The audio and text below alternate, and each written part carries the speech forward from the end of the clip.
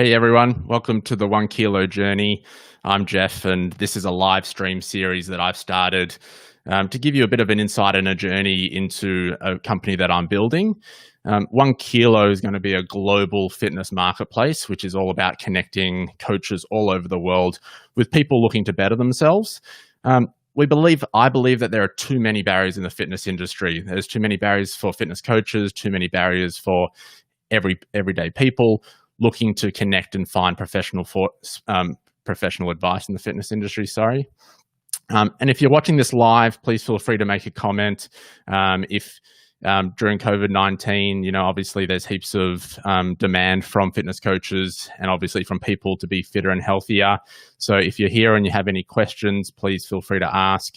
And if you're watching this in the future, hopefully COVID-19 is something that you're learning about in a history class, not having to live it. So you have a business idea. Everybody who wants to become an entrepreneur, wants to set up a business themselves, have ideas. The challenge is, what do you do with that idea? So once you have an idea, you think it's something that you could turn into a business, it's very difficult to know what the next steps are. And so in episode 3 of the Onekeelo journey, a close friend of mine, Ronen Heine, who is the founder and CEO of Luna, has started a startup studio, which is a place where he helps startups from legal, accounting, fundraising, and everything in between. And so better than me explaining what he does, I'd like to welcome Ronen. Thanks, Jeff. It's great to be here. I love this setup. It's fantastic and not bad for a third episode. Yeah, absolutely, man. Well, thanks for coming on. You were a lawyer. Tell everybody a bit of background about yourself. Sure. Well, I was a corporate lawyer. I spent 4.5 years as a corporate commercial lawyer, one of the big law firms based in Melbourne. Never been unhappier in my life. To tell you the truth, the world was patting me in the back. I had a nice paycheck. I was wearing a suit every day. I was working on big deals, big transactions, buying, selling businesses. You would think I was doing okay, but it was probably the most mundane and uninspired I had been in my life. Luckily, when I was at the big law firm doing these big deals and working on big transactions as a commercial and corporate lawyer, I got exposure to startups really by chance. Some of our big clients started to invest in technology companies and young entrepreneurs, and I was the young lawyer helping them at the time. So they asked me to help out the companies they were investing in, and soon they started setting up funds to invest in these young entrepreneurs, and I started to get more excited by the work with the younger tech-based entrepreneurs than the traditional businesses we were working with. I also saw a much bigger opportunity in the space. These young entrepreneurs sort of lacked experience, but they had knowledge of what the future of work looked like, knowledge of what the future of the world looked like, and it looked very, very different to how we see it today. And you're seeing a change for the better, and they were onto it, and I saw an opportunity to help them out, and also at the same time realized that services like legal, accounting, investment, they were outdated, old, foreign, especially to a young entrepreneur who needs those services and needs that support. So I started a business to support the entrepreneurs, and that was Luna 5 years ago. We started out very much me and a couple of other people helping 1 or 2 startups just with legal work, accounting work, helping them fundraise, helping them get investment, helping them learn how to navigate the startup lifecycle. And that was 5 years ago. And you sort of fast forward 5 years, and we've worked with hundreds of startups. We work with all the big VCs. We are involved in most of the big deals. Some of our companies are probably the next Australian unicorns to be, the next Canvas, the next Atlassians. And it's been a cool journey, and that little team's grown a little bit as well. And so people who are trying to start a business, obviously, wherever they are and they come up with this idea, whether it's something that's happened to themselves or a problem that they want to solve. And most people who have these ideas, if they haven't been through startups themselves, are thinking, what do I do? I've got this idea that I think can be something, but I have no idea what to do with it. Is that the stage that Luna and yourself come in, or do you have other recommendations for people who do have that initial idea? Totally. So that's definitely the stage that Luna does come into it. We like to work with founders really, really on when they have an idea. In fact, that's kind of how our model started, because we didn't know this at the time, but it tends to be when entrepreneurs have an idea, they go speak to a lawyer or an accountant at some point really, really early on about starting this business. What's involved, what do they need to know, what are barriers, how to do it. So we get exposure really early on, and we love it because we get to meet the entrepreneur and we get to then help them. And like, that's the fun bit, seeing founders go from, hey, I've got this idea, I don't know what to do. I don't know if I want to do it. I'm in this other job. Should I do it? Can you do a side hustle? Does that work? To then actually following through. And, someone like you, the journey that you've had, I remember when you reached out to me and said, hey, I'm thinking about this thing. And then you see things develop, and then all of a sudden you're on a podcast with that founder, and you're a little bit more intimidated by them after just a few months when you see them grow so much. So absolutely, we see them early on. I guess just going back to your question, which was what's a tip? I kind of live by this principle of 24/7 it's kind of like, if you've got an idea, take one step within 24 hours. That might just be contacting a person, writing an email. So you've got a business idea, you're super early on, you've thought about it in your head. Within 24 hours, do something about it. If you wake up the next day, you still want to, still there, message a mate, say, hey, I've got this thing. Can we go out for a coffee? I'd like to, or let's have a call. I'd like to just pick your brain on this. And then within 7 days, take more action. And then 1 month, you should be taking even more steps. So it's kind of that 24/7. And if you find within that 1 month period you don't get it moving, well then, maybe you don't. It's not something for you. That's just a little tool. But yeah, that's my biggest tip in general, aside from the 24/7 principle, is just do something really small to get it moving. You never know where getting it out of your head and out into the world as quick as possible is the best thing. And so I was lucky enough that I've known you for years and years. And so I followed your journey just as a friend, in terms of seeing that you moved into the startup space, that you're helping and supporting startup founders. So when I had a business idea, I was like, well, it makes total sense for me to reach out to Ronen and, run it past him and get his insight. But for any person who doesn't have that natural connection to somebody like yourself who works in the startup space, what are the normal ways that people find you, or what's the best way for somebody to find you? Yeah, so I'll tell you the really cool thing about the startup space, which I came to realize by getting involved in it, is it's a super, super supportive space. So it's because it's smaller. Australia is dominated by corporates, as an example. The startup and tech space feels like it's an up and coming space, and we want more people involved. So I think you'll find if you identify people in the space that you think you'd like to have a conversation with, just because you're following them on LinkedIn. I don't know, you signed up to a newsletter somewhere, you saw someone. People in the space are really, really open with their time, especially to new people who want to pick their brain on starting a new business. So, I, for example, and our team, I get cold contacted all the time. And we always find a way to have a conversation. It might not be with me, but it'll be someone else in our team who knows it, who can set that person on the journey. And you'd be staggered to know that that's probably the same with a lot of the main players in the space. It can be a bit of a barrier and a bit intimidating to just do that cold reach out, particularly for the first time when you've got an idea. You feel a bit vulnerable about sharing it. Is it a good idea? Who do you talk to?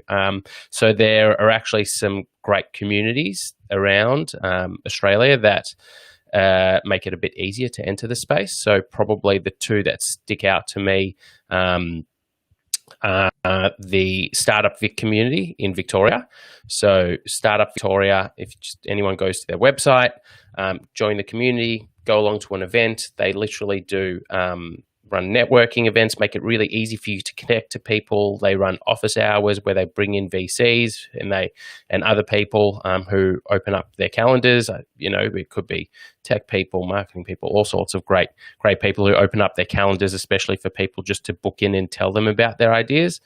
So that's in Melbourne. And then in Sydney, Innovation Bay's probably the equivalent that do a similar experience to Startup Vic. So they're probably two communities that if I wanted to get involved in the startup space and I didn't know anyone, first steps would maybe get involved in those communities and then just use the resources and opportunities that they would provide you. But it's a really, really easy space to get into in terms of making initial connections because we really just want more people in the space. So if you're a founder out there and you want to get in touch with me, get in touch, hit me up on LinkedIn, and I promise you we'll find a way to have a conversation.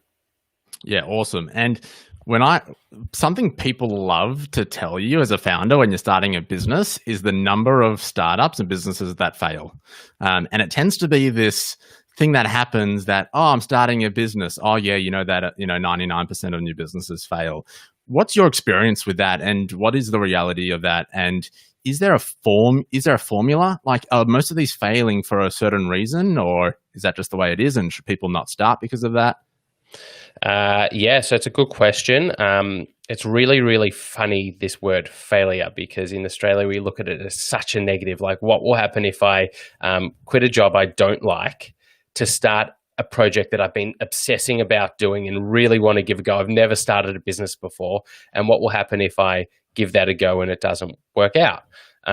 Well, there can be ways to fail in a really dumb way, starting that new business with no cash in your bank and no runway and mortgages and family and all that sort of stuff. But there can be a smarter way to do it too, where you go, great, I'm going to test this thing out before I jump in. And if I test it out and it fails, well, at least my world won't come crumbling down. I won't take on bad debts and get myself in a lot of trouble. So there's no reason why you can't fail and fail well.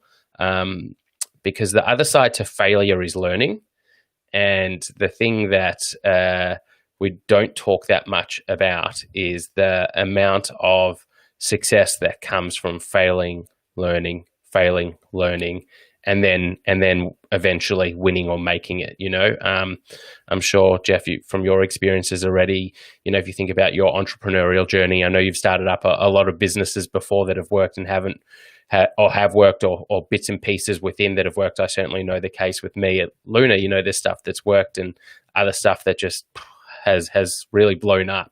And I learn way more from the stuff that's blown up. And I sit here 5 years later, far better because of the stuff that blew up early on rather than the stuff that really worked. So failures are just a key part of learning and going. So we love it. I would much more likely hire a person, invest in a startup who has gone through something that hasn't worked out, rather than someone who's always won. Actually, the hardest entrepreneur to invest in is someone who, ducks school, top marks at uni, corporate job, starts a startup with lots of money, works out. You're just like, okay, well, what's going to happen when things get tough? And right now we're living in a world where things are getting tough. And I'm telling you, the people who have experienced a bit of hardship or failure or things not going to plan are doing better than the others. So I love failure. Yeah, and in a good way. Yeah, absolutely. And so you said there's a good way to fail. What you've seen hundreds and hundreds of startups. What, in your opinion, is that sort of on the fence position where you're investing enough of yourself that you're giving it the best chance of success, but not over investing that either financially or in any other means? That means that if it does fail, it isn't a good failure. Yeah, well, I think the key things, the key mistakes, I guess, we see, and even that I'm loath. I don't want to critique those mistakes, because in the same way that people have sometimes make really, really big failures that hurt and cut really deep, they also recover from that eventually, and then it's a huge learning that sticks with them. But mistakes, I guess, we see at the start with lots of entrepreneurs is they think their first version of the product has to be perfect. So they spend tens of thousands of dollars, all their savings, on that first version of the product before they've spoken to a customer, before they've tested it out, they've spent it at a dev shop where they don't even own the IP that of the product they created, and then no one wants to use the product. And it's like, and they're like, oh my God, I've remortgaged my house for this thing.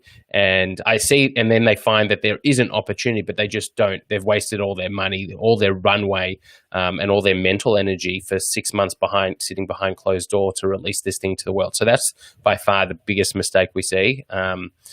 And in this day and age, there's so many tools out there, sort of no code ways of building sites, and building apps and ways to build your platform at that initial stage on a really small budget, that you can test it out before you sort of invest your life savings and commit your future family to the binary success of your first product, because you just learn so much. You do the first product, then you do the second version, and then by about the fifth version, you're still not happy. So keeping that in mind.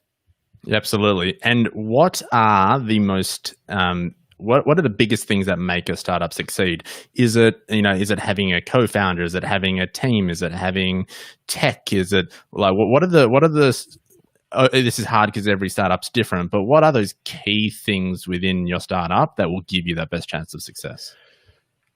So for me, it's definitely. I'll tell you first of all what it's definitely not. It's not the idea. It's never the idea. Great ideas don't make businesses. Once in a blue moon, they and you hear a lot about these in the media. Once in the blue moon, they stick, and by pure luck and a clever marketing campaign, that is absolute luck, it goes viral and it takes off. But most of the time, it is an amazing team coupled with a really interesting and big problem in the world. So, a team addressing a big problem that is real is usually the killer combo. So that combo of team and problem. And when I say problem, that's really the opportunity. So, Jeff, for example, with Onekeelo, you were ahead of the curve because you were addressing this problem even before COVID, and now it's become even bigger. So, that's an example of a great problem to be addressing. And in terms of single founders, so I myself am a single founder. Often I hear other founders saying the best thing that they ever did, and they wouldn't have succeeded without it, is having a co-founder. What is your opinion on that in terms of founders versus co-founders? Yeah, so I too, like you, through naivety, actually started Luna by myself initially. That's where you got confused. Do I have co-founders? Do I not? So I started by myself. So I was a solo founder as well. So I can really, really relate. I realized that it didn't work for me. So just using my own experiences here for a second, I realized it didn't work for me, and I really needed to bring on business partners. So even though I didn't start with co-founders on day one, after a year and a half, I started to go, okay, great, I need partners. I can't achieve this vision. I can't solve the problem I'm looking to solve by myself. And so I went and brought along business partners, co-founders, call it whatever. So now there's three of us, and it's it's great to have them. It's worked out really well for me. In terms of the founders, and you, I guess there is no rule. You will see companies that have solo founders and solo founders that do really well. I think what's really important, though, when you are a solo founder, is going to extreme lengths to make sure that you have the support around you. Because what doesn't work is solo founder who controls everything and doesn't give anything to anyone. It might work to an extent, but if you want to build a really, really great company, you need to find a way to bring people along the ride with you, and you need to find a way for you to be accountable to someone else as well, in a way that you can be a better version of yourself. So that's usually my tip to solo founders: is embrace that you're a solo founder, and put structures and people around you. The other thing is, you don't need to, just because you're solo founder on day one doesn't mean, a year or two down the line, you don't end up, that first person you hire they might grow into a co-founder, and that's really great. But yeah, so I'm not really specific on solo founder versus not. I think if you have great co-founders and you have a team of 2 to 3 founders, I think that's amazing. More than 3 gets quite hard, actually. And 1, I think, probably less than ideal, but not unworkable if you embrace it. And how does it work in terms of if you are going, okay, I see the fact that, I need more support, I need to find a co-founder, I need more people in the team. What's the best way of working out that equity split of, okay, I've got this idea is mine, or I've had this idea and I think it could be great and awesome, but I know I need extra support, but I've done all of this work up until now. I've invested out of my pocket up until now, and now I'm going to bring somebody else in to help me. How does that work? Because from their end as well, they're obviously going to be looking for, how much of this pie can I get? Totally. I think at the start, it's a really interesting one because you kind of feel the natural instinct is almost as you said it, that this is mine. I don't want to give away too much. But it's about finding this balance on, well, what do you actually want to achieve? And what you want to achieve is probably not to build a good company by giving away as little as possible. The ultimate goal is starting with what type of company do you want to build? If you want to build a great company that's global from day one, that's highly scalable and reinvents an industry, for example. If that's your target, then I actually like to work backwards and go, okay, well, what do I actually need to get there? Can I do that by myself? Can I do that by myself with paying people? Can I do that by myself with paying people a medium amount and a little bit of equity? Or is it going to require that much effort and work that I really need to find someone to get someone as invested in this concept as myself, because I know that I'll have a better chance of success?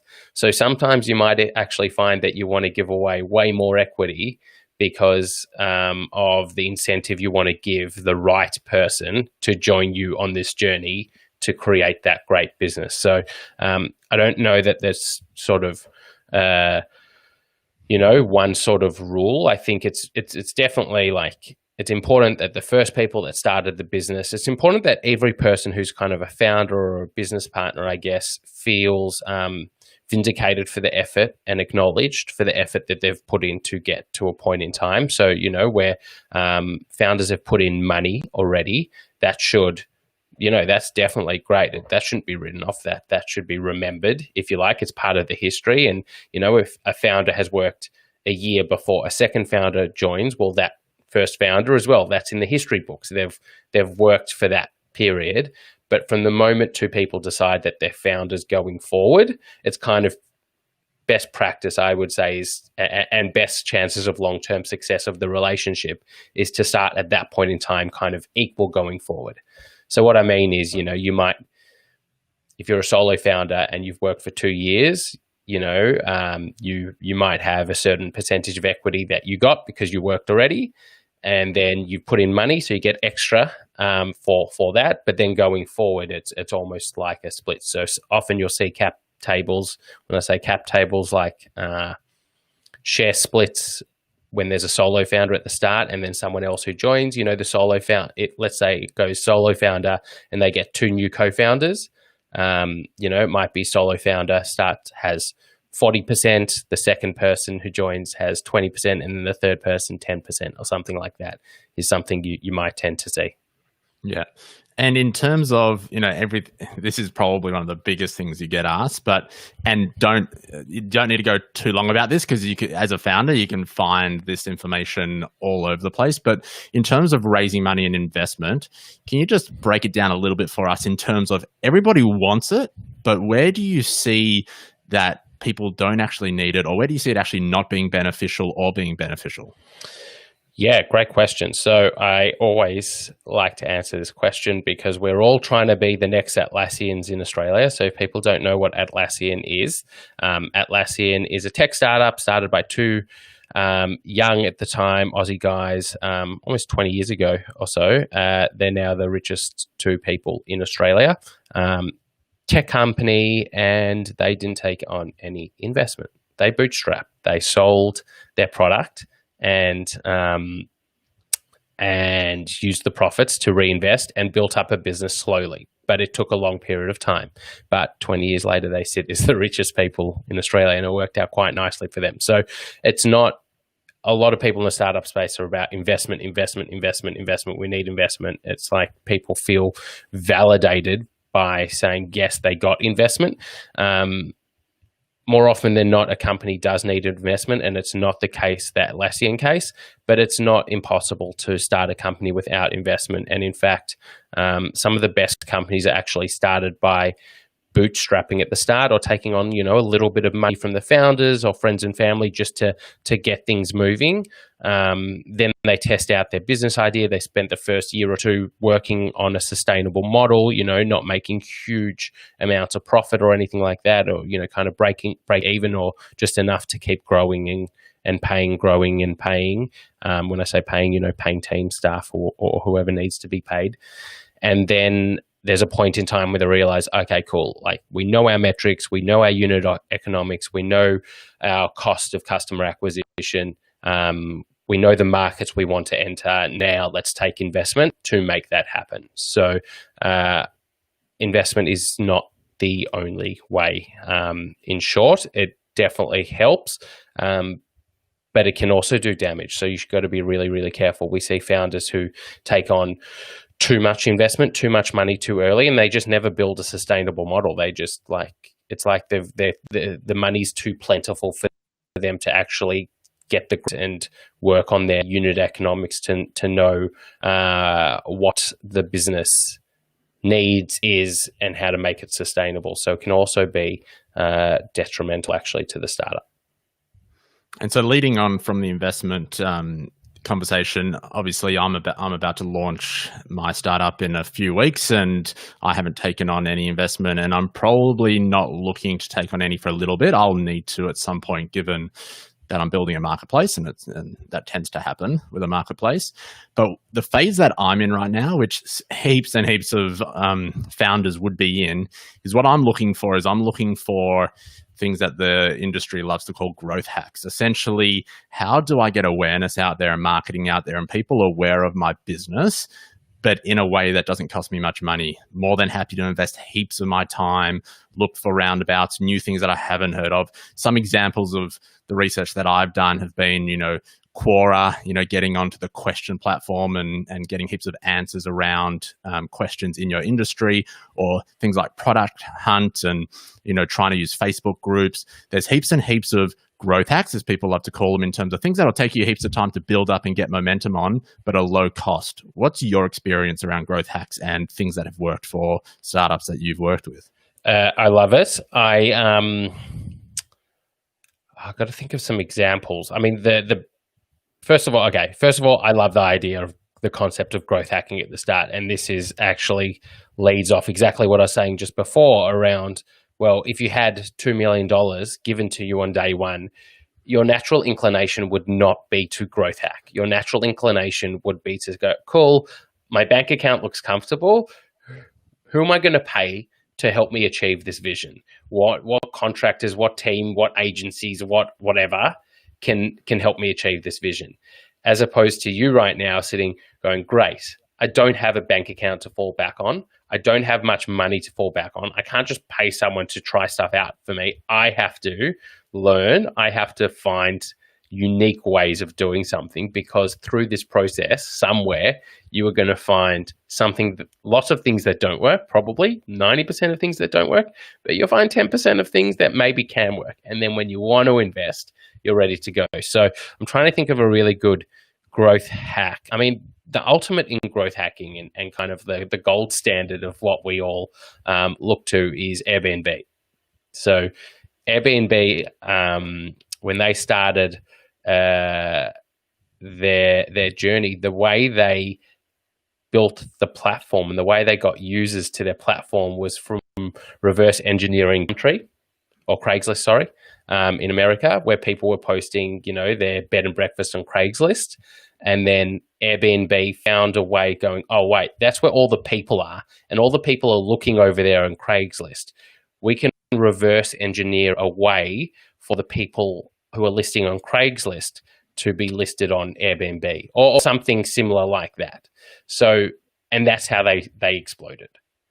And so that's a really, really good example. I don't think I've got it quite perfectly, but search the Airbnb reverse engineering of Craigslist, and you'll get what I'm talking about.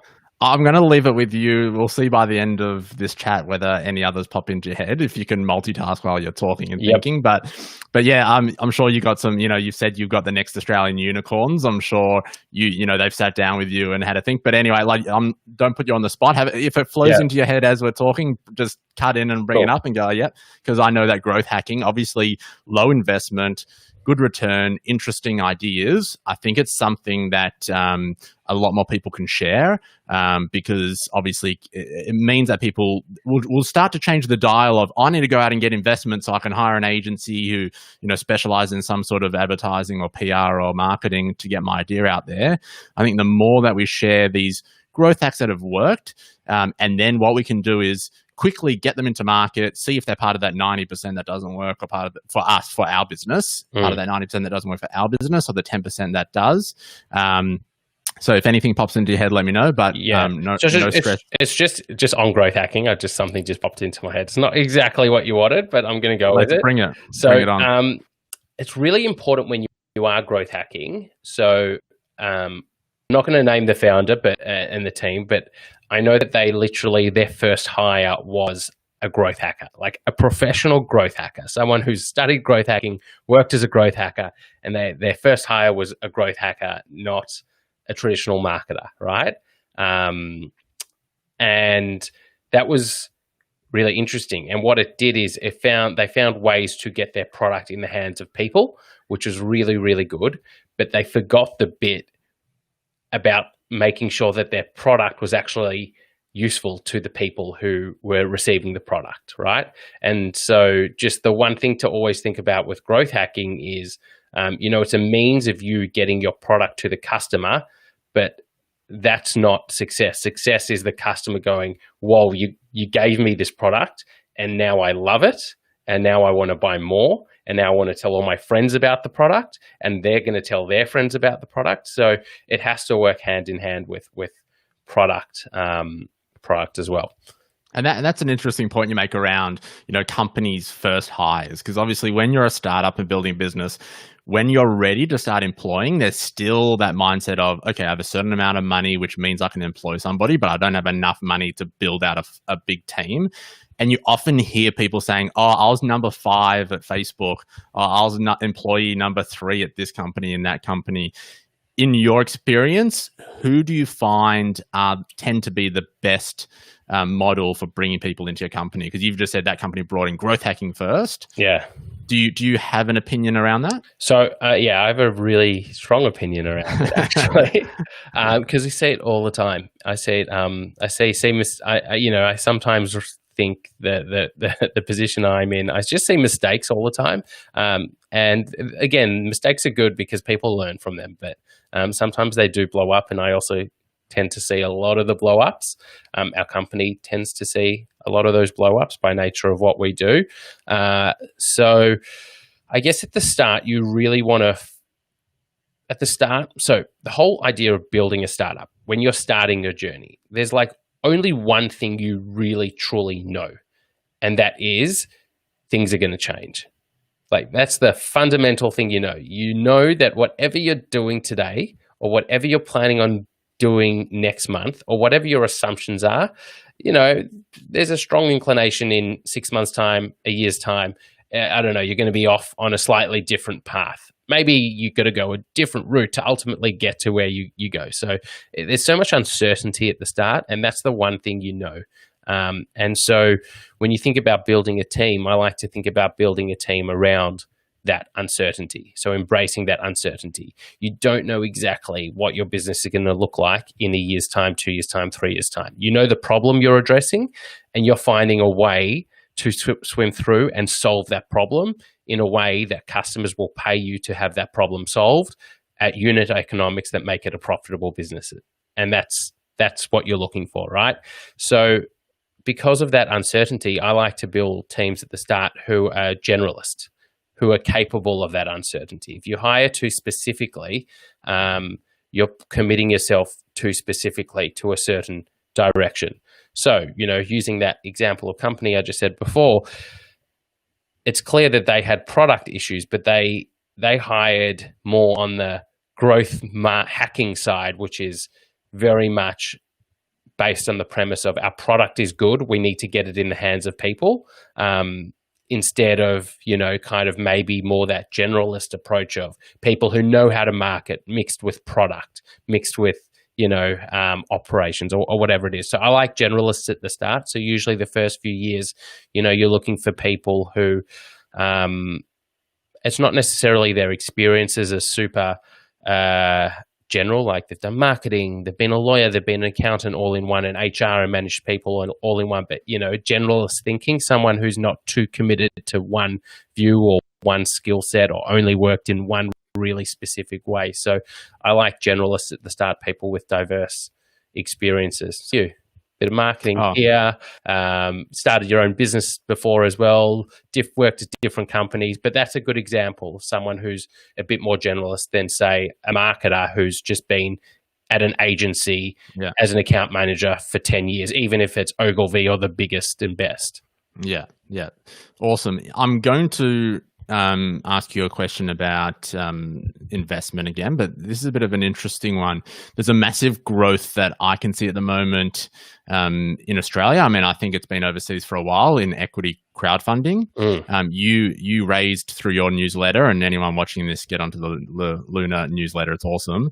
You raised a article around Birchal, which is probably Australia's biggest equity crowdfunding platform, where anyone in Australia for Birchal can sign up and just invest anything from $50 to whatever they want in a business on their platform.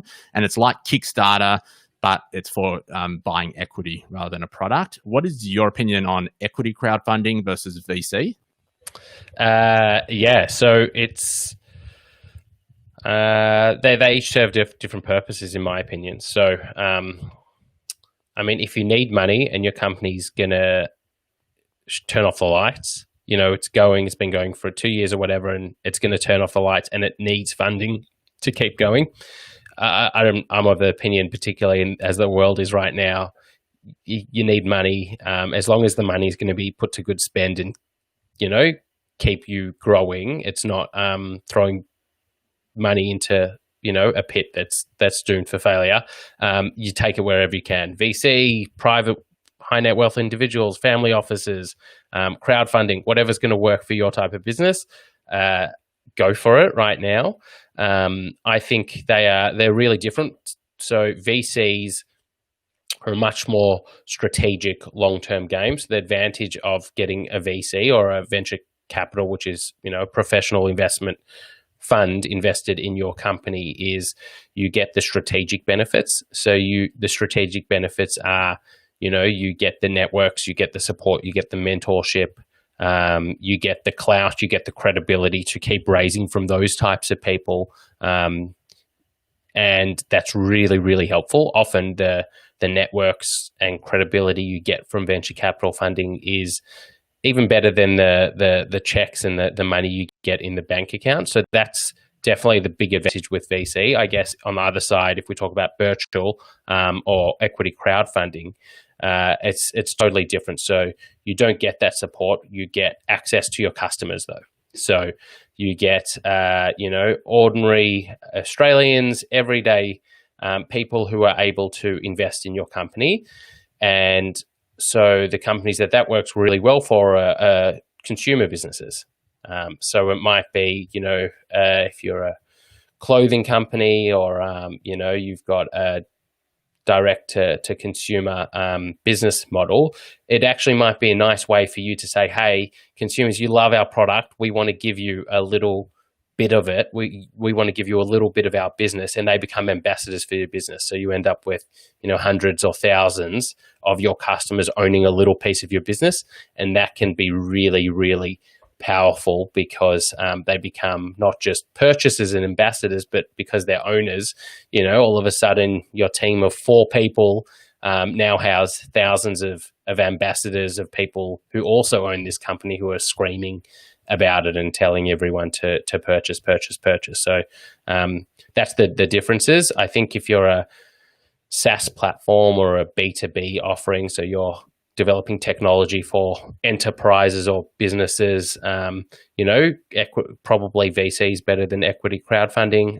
VC is great, but there's not that many deals in Australia per year. I mean, it is growing, but deals are in the hundreds per year, not thousands. Yeah, like in the VC space, every VC that I've been, watching webinars of or videos of, saying they're meeting with hundreds and hundreds of founders to invest in one a year. Yeah. And so obviously as a founder, you're thinking cash is cash, whether that comes from 1,000 people through equity crowdfunding, whether it comes through one VC firm. Obviously from a cash perspective, it's the same. I guess it's what you're saying around, the connections and who you're actually getting with the cash, whether it's all of those customers because they've put their own money in, or whether it's all of the connections through the VC power. It's a really interesting point. Obviously, when COVID-19 isn't happening, I see you're traveling all over the world. You're heading to San Fran, to Tel Aviv, to all of these amazing startup cities. What do you believe is the best startup city, and why? And if you are a founder, and you want to get really engaged in a startup city, do you have an opinions on where you should go or if you should stay? What's your opinion of the world in terms of startup? Yeah. So, I can't profess to have gone everywhere, but I try to make sure that I immerse myself in different ecosystems to understand what's going on around the world and bring it back here for our founders. But I guess just last year, spent time exactly in Tel Aviv, all across America as well. So pretty up to speed there. Different purposes. So I think if you're an early stage founder, in Australia, going to Tel Aviv just to be inspired, not to make the connections or do deals over there, but just to learn how to build a global company from a less populated country. So Israel as a country has 7-8 million people. I don't know, whatever it is, but Tel Aviv, they create global companies from Tel Aviv. Estonia is actually another country that's got some similarities to Tel Aviv in that sense, but small little places that are able to build technology businesses that are used around the world and global from day one. And so if you're a founder and you're sitting here in Australia going, all right, I've got this concept and I want it, could work in Australia, but the biggest opportunity is in Asia or the US. You can get a lot of inspiration by going to Tel Aviv and seeing how they do that, and what the ecosystem looks like there and what you need to be thinking about. So that's great for inspiration. And then over in the US, it's just, it's very different to here. There's so much more money. Each sort of area has differences going on. So if you think about East Coast and West Coast, so, on the West, you've got San Fran, obviously, which is tech, deep tech. You've also got LA, which is an up-and-coming sort of startup hot zone, if you like. Great with consumer brands because they're great with design and aesthetics. And then you've got New York, which is huge amounts of money, property, financial services, and then you've got Boston as well over on that side. And each sort of city is very different, but I guess probably reflecting on a really big difference is there's a lot of money spent towards tech and innovation in these cities and countries. A lot more of their GDP goes towards that than in Australia.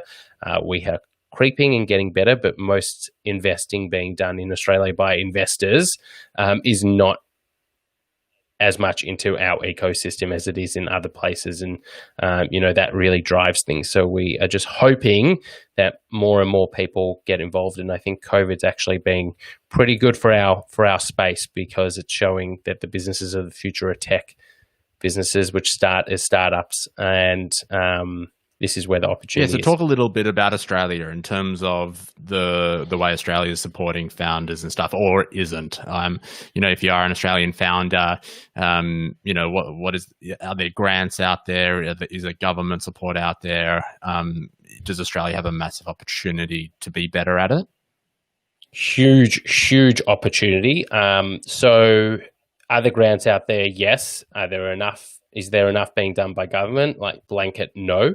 It just doesn't work politically for our governments to promote or invest in tech and innovation that much. But I really think that will change after COVID. But privately, there's a huge amount being done. So there's two really big funds which hold over $1 billion in funds being invested in startups. So now super funds are investing in startups. Banks, I got a call from ANZ. They're setting up this innovation lab focused on startups. Commonwealth Bank just did something else last week. There's huge amounts coming towards our space from the private sector, and that's really, really cool. So in terms of specific grants, they are available. We have one grant in particular, which is really, really great in Australia, actually. It's called the R&D tax incentive. So basically, it allows you to do what's called research and development. So this is, building unique code or doing research and development on a unique invention. And all the money you spend towards that, the government actually gives you what I believe is a 43 cents in the dollar a refund. So basically you spend $100,000 employing someone to, build your code base. If it's unique and it qualifies, the government will literally at the end of the financial year give you a check for $43,000. Do you have to be investing in Australian companies to get that tax back? So this is you as a company. Yeah. So, right, like if Onekeelo, you hire a CTO to invest in research and development, and your company owns the intellectual property of that creation because they're an employee, and you pay that employee $100,000, at the end of the year, the government will give you $43,000. So that is like an amazing incentive. There's been some changes. We're all scared that it's going to get taken away a little bit, but it's incredible. Yeah, and so you've said you feel like at the end of COVID-19 coronavirus that the government's going to be more into the whole helping startups and founders. Obviously, the government and governments around the world have had to outlay so much capital in terms of trying to support people during this that they're going to be in so much debt. You still feel that the government's going to go, let's invest more in this area?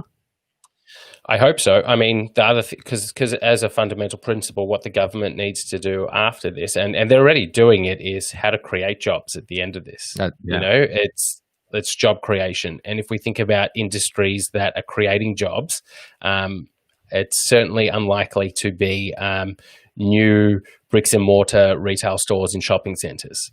But the startup sector and tech companies, they create jobs. You mentioned something really interesting about like banks. I've seen overseas banks doing it as well, like even starting accelerators, programs and stuff. Do you feel that the private sector are going to invest only in, their own industry to try and see what's happening? So do you think banks are going to be focused on fintech? Or do you think that these private sectors are really just going to go after great startups? So it's different. So it's interesting as this model hopefully will develop in Australia a little bit. So again, I was over in San Fran last year, did a lot of it's called corporate venture capital, which is like big corporates like banks acting like VCs, so to either invest in companies or buy companies, really. So I saw a lot of it in the States, and we're a little bit behind in Australia, but we're starting to see little bits and pieces of it happening. So there's kind of two sides to what the corporates will do. One option will be, there's three options. They might just invest because it's a financial opportunity for them to make money. If you invest in Canva, Canva is growing. Canva will make money for the bank as an investment. The second option is they invest in companies which gives them better access to their customers.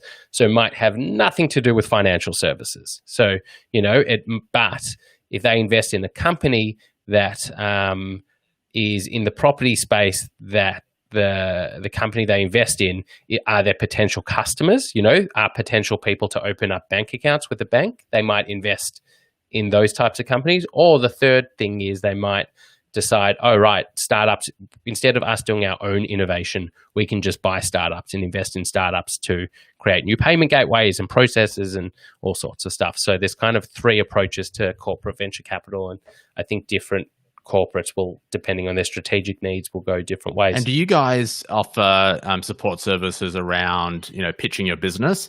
So if you're going to walk into an ANZ pitch, do you at Luna, say this is what we think ANZ are looking for in terms of you have a customer base that they'll be really interested in?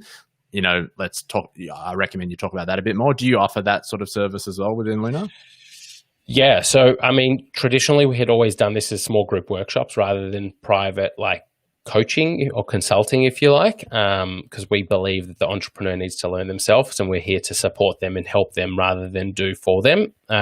Again, it's all around that learning piece and particularly early on. So, we'll support. We wouldn't do, but we would. We run specifically on pitching. We run really small, intimate group workshops all the time, which is usually enough for the founders to get the skill and courage to go, okay, cool.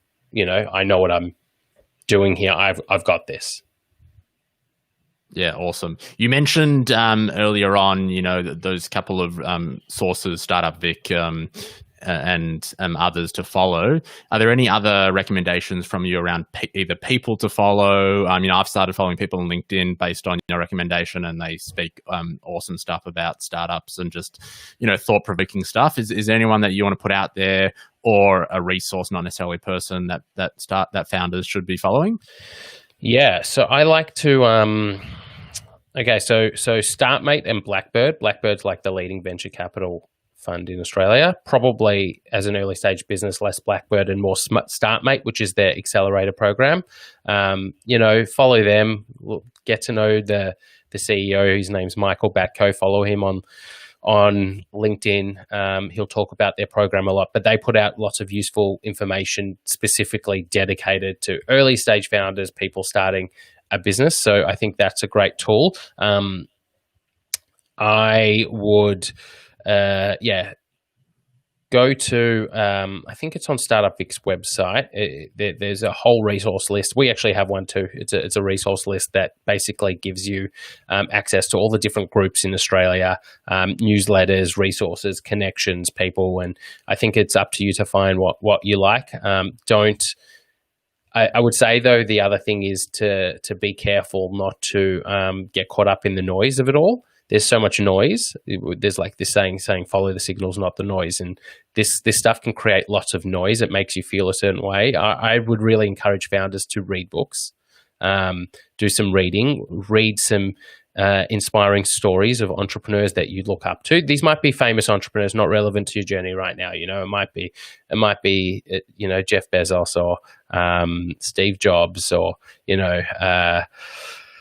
any of the Twitter founders or anything like that. Just read entrepreneurial stories and journeys to get yourself immersed in the space and thinking about tech and thinking about how to change the world using technology. So there's lots of great books out there too. Awesome. Couple of quick last ones. In terms of accelerator programs and those types of programs, I think a lot of founders believe that they're only going to accept these innovative, crazy ideas, things that are just a bit more out there because they sound cool. Is that the case? Or, is there a formula to getting into these accelerators? Are they looking for something specific, or is it really any business idea should be going after them? Yeah. So not true that they only look at something way out there. There are some that are looking for really ambitious ideas.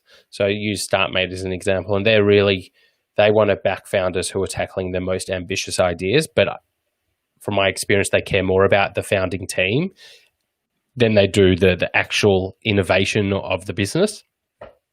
So it's a lot, again, to do with team and the general idea that they're building. But there's different types. So like the uni accelerators tend to be not as hard on that. So there's lots of accelerators set up by universities for alumni of the university, not just students. So it's mainly actually alumni, people who have maybe gone to that university, and they're great programs, and they're definitely way less on the out there innovation radical idea side. But then there's also some other accelerator programs that are sort of a bit different. Some are niche focused, some might be focused on property or HR tech, whereas others are just more general. Some are focused on sustainable businesses, people who are building businesses that have profit, that have revenue from day one. Others are focused on hardware businesses which have no prospects of revenue for 3 years. There's different ones. Is there a resource somewhere, I don't know whether you guys have it or not, that does go through all the accelerated programs, sort of the niche that they're looking for and a bit of information so you can hit them up? Or is there somewhere that you know of that does that? Yeah, there is. We have a resource. You just need to sign up to our newsletter in the lowdown. It will come up there all the time around Accelerator season. So yeah, hit us up on our Accelerator website. season. What's Accelerator season? Well, it's sort of, that's when most of the accelerators happen. So it tends to be, they do it in batches. Yeah. So it's not just done 12 months a year. It tends to be, there's 2-3 month batches. There's a batch in the first half of the year that goes for 3 months, and a batch at the second half of the year. I don't know, we call Accelerator. It tends to always end around November. So around November, there's all these demo days. So, the second batch sort of starts in August and goes to October or whatever it is. And there's always demo days in November. So that's Accelerator season. And do you tend to have to be full-time in your startup, or can it be a really focused side hustle? Like, can you be doing other stuff? For accelerators or startups in general? No, well, I guess both, but in particular, the accelerator programs. I would say you need to have someone full-time, at least one person in your business. So if there's a team of 3, at least one full-timer. And that is because you won't get anything out of it. You need to actually get the benefit of the accelerator program, the networks, the mentorships, the learning. You need to be able to be present and be there all day, every day. Otherwise you won't actually get that much out of it. And in general, if you want to create a startup, there's got to be a point in time where it doesn't just go from side hustle to startup magically because revenues are all of a sudden gone up and sustainable. You have to take a risk at some point to make it happen. And in terms of team, you have mentioned throughout this chat how important that is.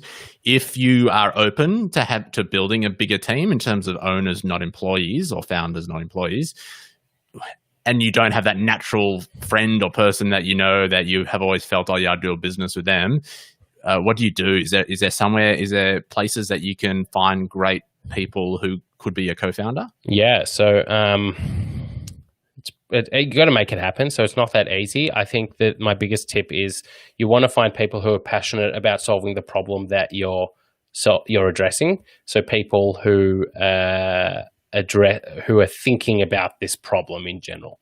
So you want to find yourself and go to whether it's meetups or groups or networks, or find people on LinkedIn who are generally talking about the issues or the industry and the issues in that industry that you're focusing on is a great way. So, a little hack, if you like, is, if you're looking for a CTO, for example, in the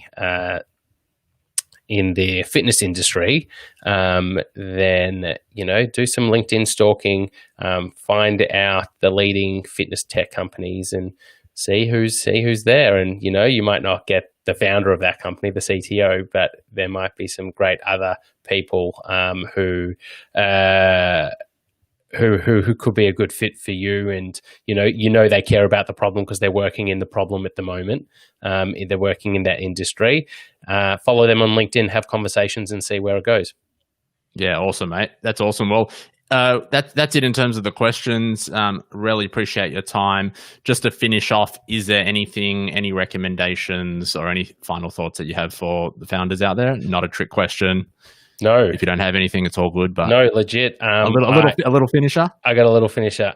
It honestly is the best time over the part. There's never been a better time to be a founder of a tech company in Australia. It's It's one of the industries that is winning at the moment. If you look around the world, if you look at the stock markets, look at the US, it's all being propped up by technology companies.